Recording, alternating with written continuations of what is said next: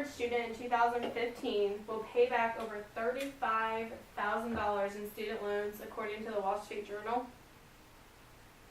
Hi, my name is Sammy Westmoreland, and I'm going to be talking today about student loan forgiveness programs and why it's important. I'm going to discuss reasons why the government should forgive it, not just for college students, but for students who are no longer in college and attended college many years ago and they're still paying those loans off. I feel that it's important because I'm a college student myself, as well as a few others that are in the room who are paying off student loans. Not everyone is eligible for grants or scholarships and things like that because it depends on how much you make or how much your parents make until you're 25. So that's why I feel that it's important, and it's important to you guys. So now I'm going to talk a little bit about some statistics on student loans. According to CNCB, over $1.2 trillion are outstanding in student loans. 40 million are borrowers who owe on average of $29,000 apiece. Student loans are a large and growing problem every single day, and most men and women are postponing marriage, childbirth, purchasing their first home, or purchasing a car because of outstanding student loan debt. It's also limiting the number of young adults who want to be entrepreneurs and have a small business. College degrees are a success of getting ahead. Every single day I know that we have to have a college education to get a better job so that we can make more money, so that we can support our families.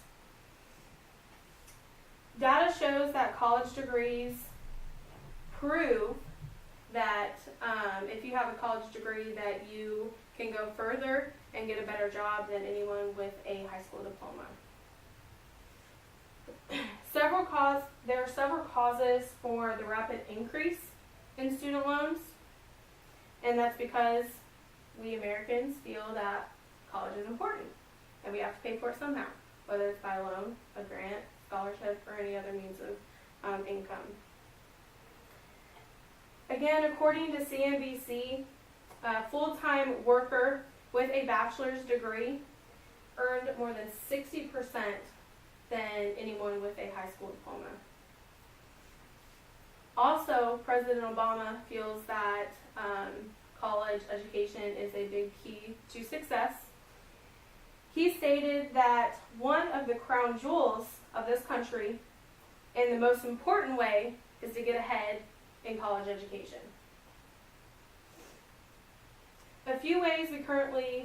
So now I'm going to talk a little bit about a few ways how to qualify for student loan forgiveness programs, because there are a few out there today. According to studentfinancialaid.com, there are multiple ways to qualify for the student loan forgiveness program. To either get them forgiven, you can get them discharged or canceled. 2 ways to get them forgiven is if you have a direct loan or a federal family loan and you're a teacher, the government will forgive that loan. If you have a direct loan and provide a public service to the community, like if you're a police officer or a firefighter or a nurse, the government will also forgive the loan for that. There's a process for that program, and it takes about 6 months to 12 months to actually submit all the paperwork that you have to submit for that.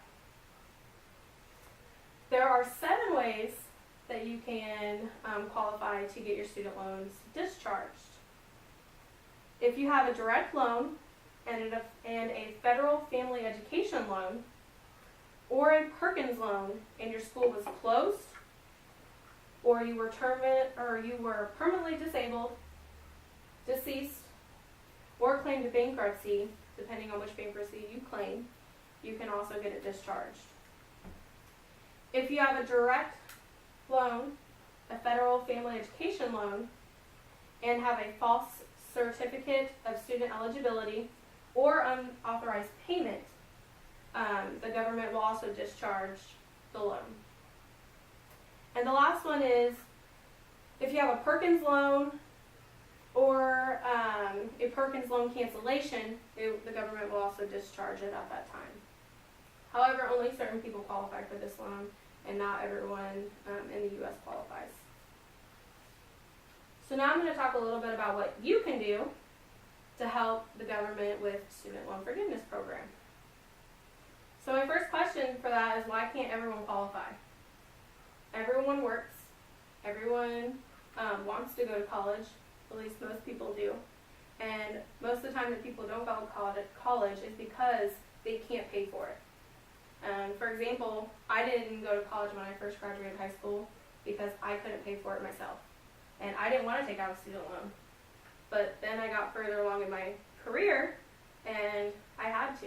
I had to qualify for a loan because I needed to get back in college so that I could be more successful in the career that I have today. So one of the things that I suggest doing to help with student loan forgiveness programs and getting it out there to the government is to always share your success stories and the things that you had to go through with your friends, your family, your coworkers, people that you are just talking to, running into, like at the store, and how that affected you. One of the other ideas that I have is also who our president is. I think that has a huge impact on student loan forgiveness programs and whether or not certain people qualify for those. So now I talked a little bit about statistics. I talked a little bit about who can qualify for the loans and what you can do to help. So I say take action, talk to everyone you know, because we all deserve a better fighting chance as far as a better career. And the way to a better career is college. So you believe that as a taxpayer, I ought to pay for your school?